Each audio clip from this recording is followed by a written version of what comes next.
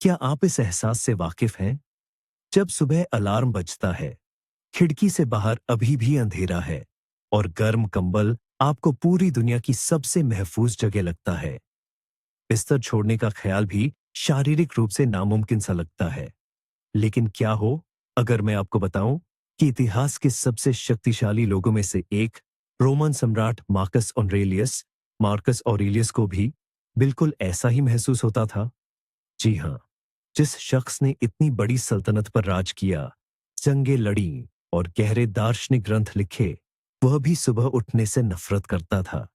मगर उनके पास एक गुप्त तरीका था, या यूं कहे कि एक भीतरी बातचीत, इंटरनल डायलॉग थी, जिसने उन्हें इस रोजाना की जंग में जीतने में मदद की। और आज हम इसे तह तक समझेंगे, क्योंकि यह प्राचीन लाइफ हैक आपकी सुबह को पूरी तरह से बदल सकता है। आपके और रोमन सम्राट के बीच क्या समानता है? जवाब आपको हैरान कर देगा। इससे पहले कि हम शुरू करें, आइए एक मंजर तैयार करते हैं।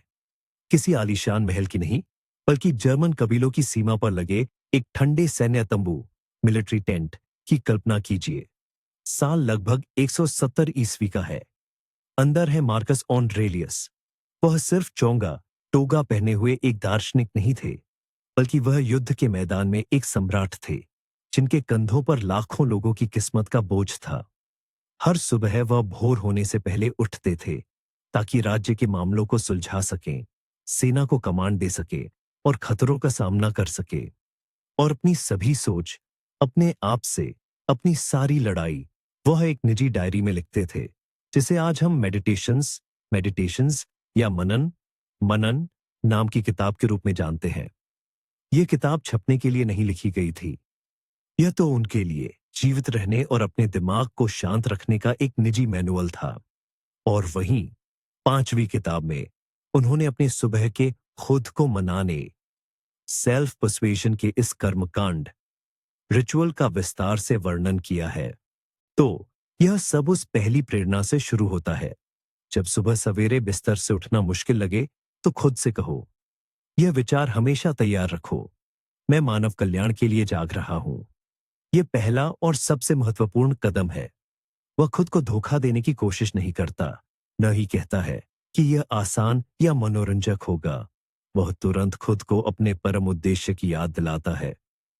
ऑफिस के काम या दुकान जाने के बारे में नहीं, बल्कि मानव धर्म के बारे में। यह बात तुरंत दांव ऊंचे कर देती है। यह आपकी व्यक्तिगत इच्छाओं की बात नहीं है, बल्कि समाज के एक हिस्से के रूप में, एक विवेकशील प्राणी के रूप में आपकी मौलिक भूमिका की बात है। यह एक जबरदस्त बदलाव है, मैं चाहता हूं से मुझे करना चाहिए की ओर। लेकिन यह कोई मजबूरी नहीं, बल्कि आपकी अपनी प्रकृति के प्रति आपका कर्तव्य है। विचार यह है कि क्षणिक आराम पर ध्यान केंद्रित करने के बजाय हम अपने अस्तित्व के दीर्घकालिक उद्देश्य पर ध्यान केंद्रित करें। इसके तुरंत बाद हमारा आलसी मन, हमारा आंतरिक आलोचक मैदान में उतर आता है। और मार्कस ऑनरेलियस को यह पहले से पता था। वह खुद से पूछते हैं, जिस काम के लिए मैं दुनिया में आया हूं, जिसे करने के लिए मेरा जन्म हुआ है, क्या उसे करते हुए भी मैं नाखुश रहूंगा? यह अपने आप में पूछा गया एक शानदार और दमदार सवाल है। वह जैसे कह रहे हो, क्या तुम सचमुच शिकायत करोगे कि तुम्हें अपना उद्देश्य पूरा करने का मौका मिला है? वह तुरंत नींद के इस छोटे से मोह को जीवन के मौलिक लक्ष्य के सामने खड़ा कर देते हैं और आगे कहते हैं, या क्या मैं सिर्फ लिहाफ कंबल ओढ़कर आराम से लेटे रहने के लिए बना हूं?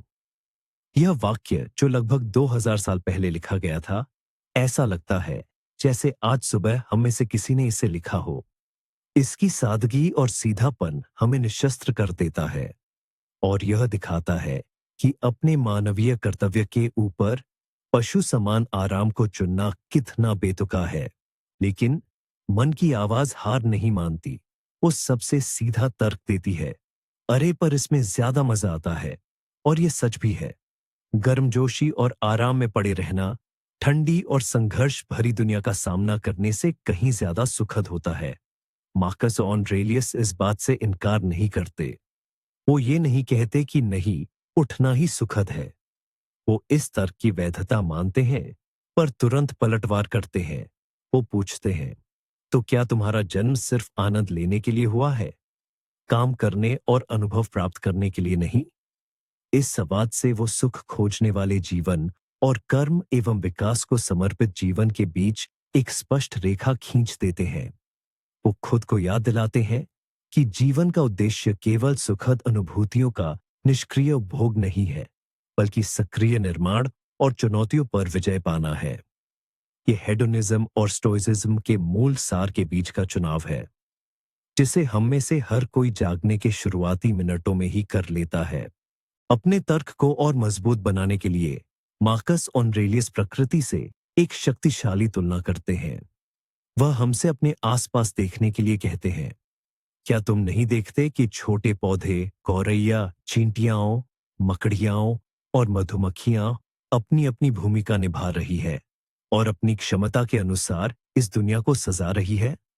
यह तरीका उन्हें आत्म केंद्रित संघर्ष से बाहर निकालता है और ब्रह्मांड के विशाल संदर्भ में रखता है। उनके आसपास हर चीज, एक छोटी सी चींटी से लेकर मधुमक्खी तक, अपने काम में व्यस्त है। हर प्राणी स्वाभाविक रूप से अपना कार्य करता है, विश्व की व्यवस्था में अपना योगदान देता है। ये जीव न सोचते हैं, न शिकायत करते हैं और न ही वास्तविकता से कोई मोल भाव करते हैं। वे बस वही करते हैं जिसके लिए उन्हें बनाया गया है। और इस पृष्ठभूमि में उनका बिस्तर से न उठने का मन करना केवल आलस्य नहीं लगता, बल्कि इस सामंजस्यपूर्ण सृष्टि का हिस्सा बनने से इनकार करना लगता है। ये लगभग उनकी अपनी प्रकृति के साथ किया गया एक विश्वासघात है और इसी क्षण वह अपने अहंकार पर एक करारा प्रहार करता है। क्या तुम इंसानियत का फर्ज अदा नहीं करना चाहते? क्या तुम उस दिशा में नहीं भाग रहे जो तुम्हारी मूलभूत प्रकृति है? प्रकृति से तुलना करने के बाद यह सवाल और भी तीखा और गहरा हो जाता है। तो क्या इसका मतलब यह है कि चींटी या मधुमक्खी, तुम बुद्धि और इच्छा शक्ति से संपन्न मनुष्य से ज्यादा जिम्मेदार और अपने कर्तव्य के प्रति निष्ठावान है? यह सवाल सीधे आपकी गरिमा पर चोट करता है। यह आपको महसूस कराता है कि आप पिछड़ रहे हैं, जैसे आप पूरे ब्रह्मांड की टीम को निराश कर रहे हो। यह एक जबरदस्त प्रेरक शक्ति है जो लाभ या डर की बजाय सीधे आत्मसम्मान और जवाबदेही की भावना को चुनौती देती है। विचार यह है कि आपका निष्क्रिय रहना सिर्फ व्यक्तिगत मामला नहीं है, यह ब्रह्मांड में अपनी उस अद्वितीय भूमिका को निभाने से साफ इनकार है जिसे आपके सिवा कोई दूसरा पूरा नहीं कर सकता। आलस के पास हमेशा तर्क संगत बहाने तैयार रहते हैं और उनमें सबसे बड़ा बहाना होता है, पर आराम करना भी तो जरूरी है। मार्कस ऑरेलियस इस बात पर बहस नहीं करते। वह सहमत होते हैं और कहते हैं, मैं मानता हूं, लेकिन प्रकृति ने इसके लिए भी सीमाएं तय की है, ठीक वैसे ही जैसे खाने और पीने के लिए की है। वे आराम की जरूरत को स्वीकारते हैं, पर साथ ही उसकी सीमा भी बताते हैं। नींद, खाना, पानी, ये सब आवश्यक है, लेकिन केवल एक निश्चित मात्रा तक। प्रकृति बुद्धिमान है, उसने हमें तृप्ति के तंत्र दिए हैं और इसके बाद वह एक बहुत ही सूक्ष्म अवलोकन करते हैं। वह खुद से कहते हैं, तुम इन सीमाओं को पार कर रहे हो, तुम जरूरत से ज्यादा सो चुके हो, जबकि काम या कर्म के मामले में तुम अभी तक अपनी तय सीमा तक पहुंचे ही नहीं हो। वह अपने समय और ऊर्जा का ऑडिट करते हैं, यह दिखाते हुए कि आराम के खाते में उनके पास अधिकता है और कार्य के खाते में कमी है। यह सुबह की इस भावनात्मक लड़ाई को संतुलन बहाल करने की लगभग एक लेखा जोखा अकाउंटिंग वाले कार्य में बदल देता है। आगे एक बहुत ही गहरा और अप्रत्याशित तर्क आता है। वह निष्कर्ष निकालते हैं, तुम खुद से प्यार नहीं करते हो। यह बात विरोधाभासी लग सकती है। ऊपर से देखने पर बिस्तर में पड़े रहने की इच्छा ही तो स्वप्रेम का प्रदर्शन है, अपने आराम का ध्यान रखना है। लेकिन मार्कस ऑरेलियस इस तर्क को पूरी तरह से पलट देते हैं। उनका तर्क है कि सच्चा स्वप्रेम आपकी प्रकृति, आपकी क्षमता और आपके सर्वश्रेष्ठ स्वरूप से प्रेम करना है, और यह सर्वश्रेष्ठ स्वरूप सक्रिय, विवेकशील और सदाचारी होता है। उनके अनुसार अपनी आलस्य और आराम की इच्छा को पूरा करके आप अपनी वास्तविक पहचान को धोखा दे रहे हैं। वह कहते हैं, नहीं तो तुम अपनी प्रकृति और उसकी इच्छा से भी प्रेम करते। स्टोइक तरीके से खुद से प्यार करने का मतलब है अपने उस हिस्से से प्यार करना जो विकास और कर्तव्य निष्ठा की ओर बढ़ता है, न कि उस हिस्से से जो केवल गर्माहट और शांति खोजता है। अपनी बात को और अधिक स्पष्ट करने के लिए वह एक बार फिर रोजमर्रा की जिंदगी के उदाहरणों का सहारा लेता है। जरा उन लोगों को देखो जो अपने काम से सचमुच प्यार करते हैं। वे काम करते करते खुद को इतना थका देते हैं कि नहाना धोना और खाना पीना तक भूल जाते हैं। वह चित्रकारों, कारीगरों, नर्तकों यानी उन सभी लोगों की बात कर रहा है जो अपने काम के प्रति पूरी तरह जुनूनी है। उनके लिए यह काम केवल एक जिम्मेदारी नहीं है, बल्कि एक जुनून है, उनके अस्तित्व की सबसे शुद्ध अभिव्यक्ति। अपने पसंदीदा काम में लगे रहने के लिए वे बुनियादी सुख सुविधाओं, नींद और भोजन तक का त्याग करने को तैयार रहते हैं। उनका काम ही उनका जीवन है। यह उदाहरण वक्ता की अपनी वर्तमान स्थिति के लिए एक तीखा विरोधाभास प्रस्तुत करता है। अगर कोई नक्काशी करने वाला अपनी नक्काशी से इतना प्यार करता है और एक नर्तक अपने नृत्य से, तो तुम एक दार्शनिक और एक सम्राट होते हुए अपने मुख्य कर्तव्य यानी एक अच्छा इंसान होने के प्रति ऐसा ही जुनून क्यों नहीं रख सकते? यह तर्क निजी जुनून से आगे बढ़ते हुए सीधे सामाजिक कल्याण की ओर मुड़ता है। वह स्वयं से कई गहरे और मर्मभेदी सवाल पूछता है। क्या तुम अपने स्वभाव को उस नक्काशीकार से भी कम समझते हो जिसे अपनी कला प्रिय है, उस नर्तक से कम जिसे अपना नृत्य, उस धन लोभी से कम जिसे दौलत, और उस अहंकारी से भी कम जिसे अपना यश प्रिय है? वह महान कला से लेकर तुच्छ लालच तक सभी प्रकार की गतिविधियों को एक ही तराजू पर रखता है, लेकिन इन सभी में एक चीज समान है, व्यक्ति का अपने काम के प्रति पूर्ण समर्पण। और वह स्वयं से पूछता है, क्या तुम्हारा स्वभाव, तुम्हारी तर्कसंगत, न्यायप्रिय और समाज के लिए उपयोगी बनने की क्षमता एक कंजूस के धन या एक महत्वाकांक्षी की प्रसिद्धि से भी कम मूल्यवान है? इस तुलना को उसमें शर्म और प्रेरणा दोनों एक साथ पैदा करनी चाहिए थी। वह देखता है कि लोग कितने कम महत्वपूर्ण लक्ष्यों के लिए भी कितना समर्पण और त्याग कर सकते हैं। वे काम के प्रति समर्पण के विचार को और आगे बढ़ाते हैं। अपने काम में माहिर लोग जब वे सचमुच जुनून में होते हैं तो वे खाना पीना और सोना छोड़ देंगे, लेकिन अपना अभ्यास नहीं छोड़ेंगे। यह महज नौकरी नहीं है, यह सेवा है। वे ऐसे प्रवाह की स्थिति में होते हैं जहां उनकी निजी जरूरतें पीछे छूट जाती हैं। मार्कस ऑरेलियस इस सिद्धांत को खुद पर लागू करते हैं।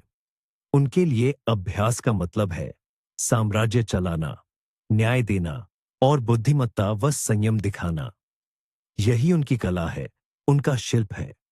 और अगर वह खुद को बिस्तर में पड़े रहने देते हैं तो वह सिर्फ आलस नहीं कर रहे हैं, वह अपने जीवन के मुख्य काम के प्रति अनादर दिखा रहे हैं।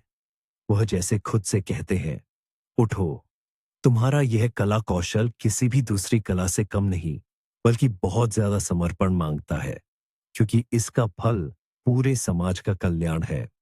और अंत में वह इस तुलना का सार निकालते हुए एक निर्णायक और महत्वपूर्ण प्रश्न पूछता है, क्या जनसेवा का काम तुम्हें कम मूल्यवान लगता है या ऐसा कार्य जिस पर तुम्हें कम मेहनत करनी चाहिए?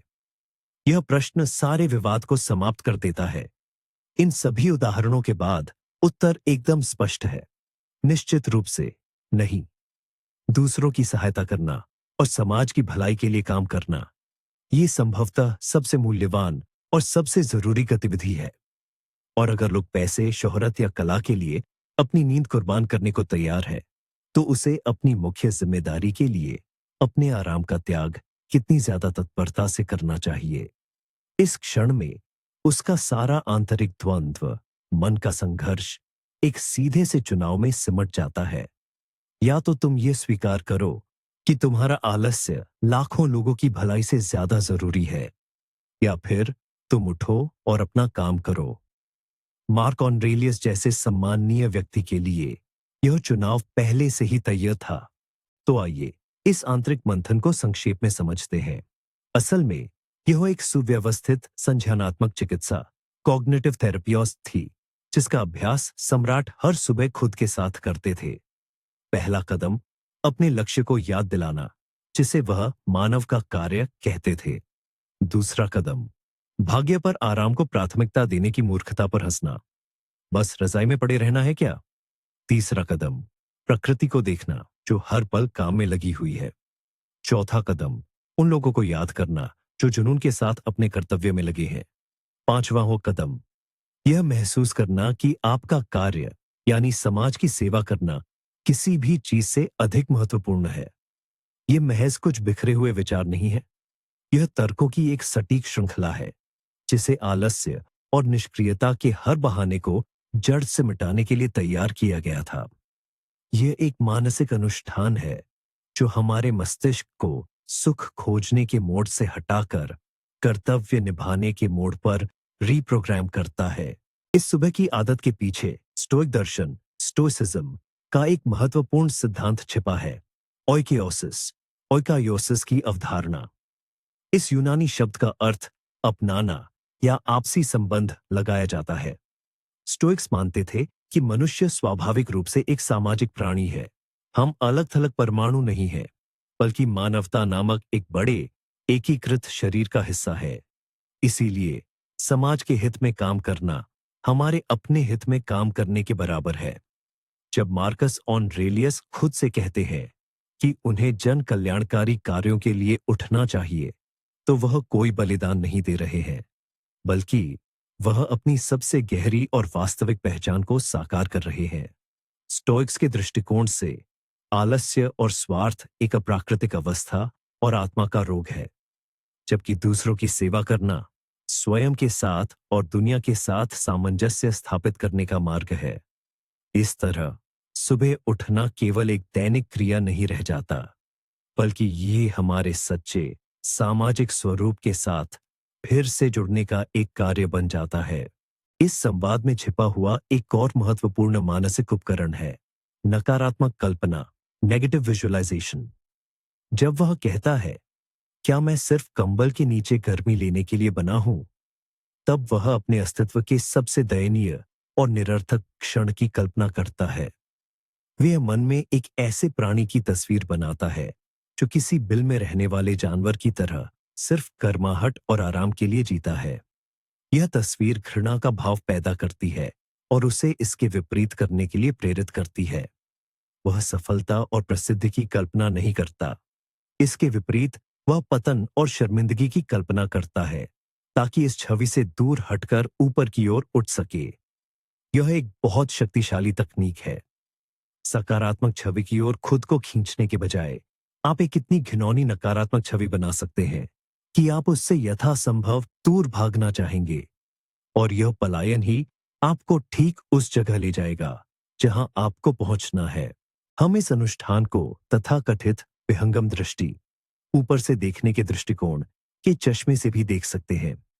यह स्टोइकों का एक और प्रिय अभ्यास है। कल्पना कीजिए कि आप अपने शरीर से अलग हो रहे हैं, अपने तंबू से ऊपर उठ रहे हैं, रोम से ऊपर, पूरी पृथ्वी से ऊपर उठ रहे हैं और अंतरिक्ष से खुद को देख रहे हैं। इतनी ऊंचाई से कंबल में लिपटी हुई आपकी वह छोटी सी आकृति और आपकी सारी आंतरिक उथल पुथल अत्यंत तुच्छ और छोटी लगने लगती है। लेकिन इसी समय आप खुद को एक विशाल और आपस में जुड़ी हुई प्रणाली का हिस्सा भी देखते हैं। आपके कर्म वे कितने भी मामूली क्यों ना लगे, वे इस ब्रह्मांडीय व्यवस्था का एक अभिन्न अंग है। यह दृष्टिकोण एक साथ आपके अहंकार को विनम्र करने और आपके उत्तरदायित्व को महसूस करने में मदद करता है। ब्रह्मांडीय परिप्रेक्ष्य के सामने आपकी व्यक्तिगत चाहते और नापसंद अपना सारा महत्व खो देती है। केवल वही बचता है जो आपको इस विराट समग्र का एक हिस्सा होने के नाते करना जरूरी है। और हां, हम स्टोइकों के मुख्य सिद्धांत मेमेंटो मोरी यानी मृत्यु को याद रखो को कैसे भूल सकते हैं। भले ही मार्कस ऑरेलियस सुबह के संवाद में यह सीधे न कहे, लेकिन यह विचार उनके पूरे ग्रंथ चिंतन मेडिटेशंस में समाया हुआ है। हर सुबह एक अनमोल उपहार है।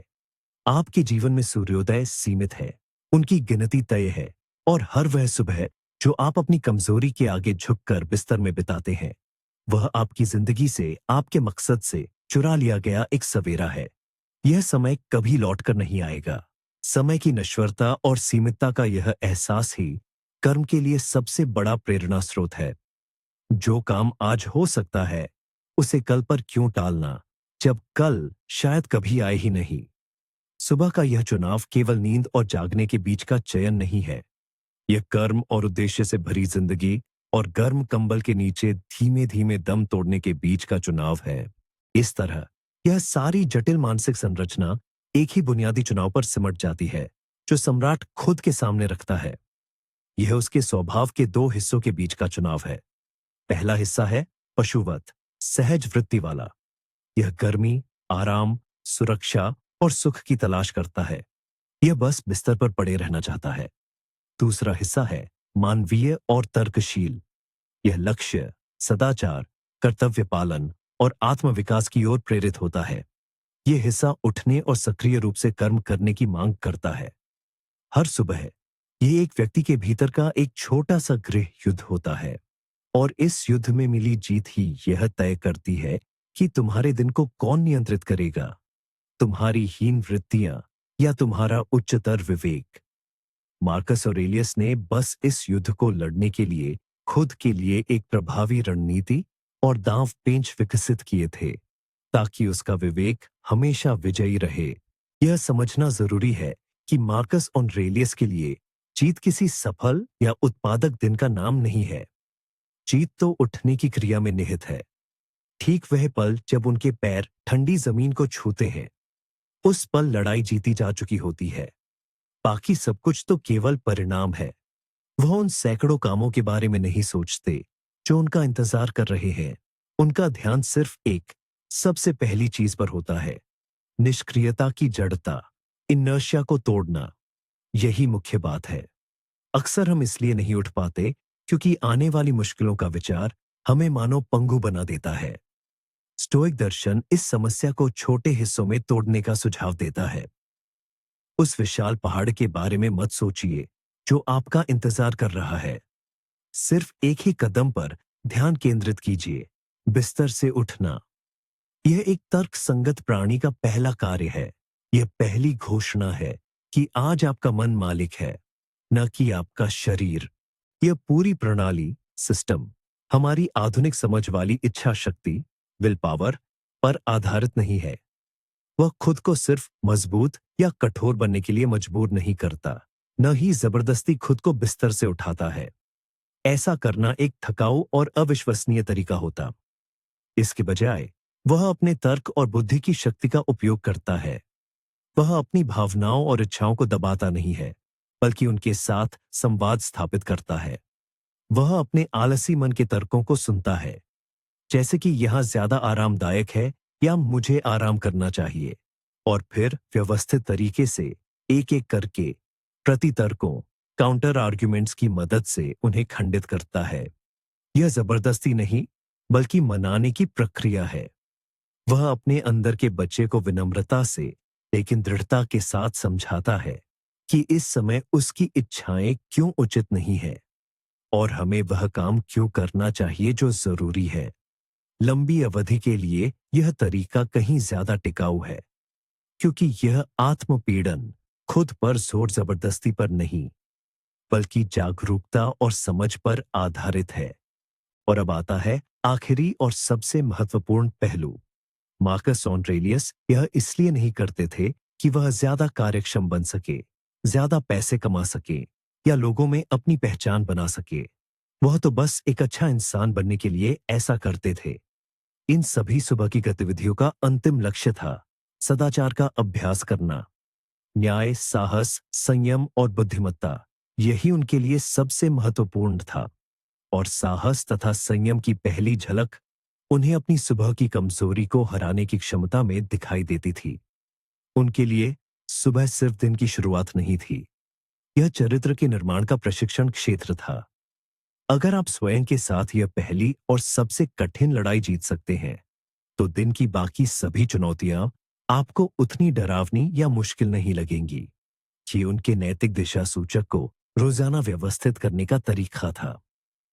और यह दृष्टिकोण हम में से हर किसी के लिए इसी क्षण उपलब्ध है। तो हमने क्या सीखा? सबसे हैरान कर देने वाला निष्कर्ष यह है कि इतिहास के महानतम लोगों में से एक भी उसी समस्या से जूझता था जिससे हम और आप हर सुबह जूझते हैं। लेकिन हार मानने या महज इच्छा शक्ति पर निर्भर रहने के बजाय उसने इस संघर्ष को एक दार्शनिक अभ्यास, फिलोसॉफिकल प्रैक्टिस में बदल दिया। उसने उस आवाज को अनदेखा करने की कोशिश नहीं की जो फुसफुसाती थी कि अभी बिस्तर पर ही लेटे रहो, बल्कि उसने तर्क, कर्तव्य की भावना और अपनी सच्ची प्रकृति की समझ के साथ उस आवाज के साथ एक सीधा और ईमानदार मुकाबला किया।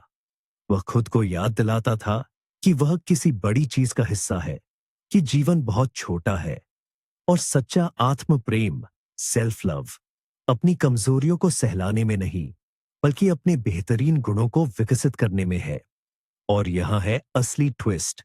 सुबह की सुस्ती, लेजीनेस, कोई दुश्मन नहीं है जिसे आपको हराना है, बल्कि यह आपका स्पैरिंग पार्टनर है जो आपको हर सुबह थोड़ा ज्यादा समझदार, मजबूत और बेहतर बनने का एक नया मौका देता है। देखने के लिए बहुत बहुत धन्यवाद। अगर आपको यह प्राचीन बुद्धिमत्ता उपयोगी लगी, तो कृपया वीडियो को लाइक करें और चैनल को सब्सक्राइब करें, ताकि आप अतीत के ऐसे और पाठ, लेसन्स मिस न करें। अब आपके लिए एक सवाल। जब सुबह अलार्म बजता है, तो आपके मन में क्या चलता है? अपनी बेहतरीन ट्रिक्स और विचार हमें कमेंट्स में जरूर बताएं।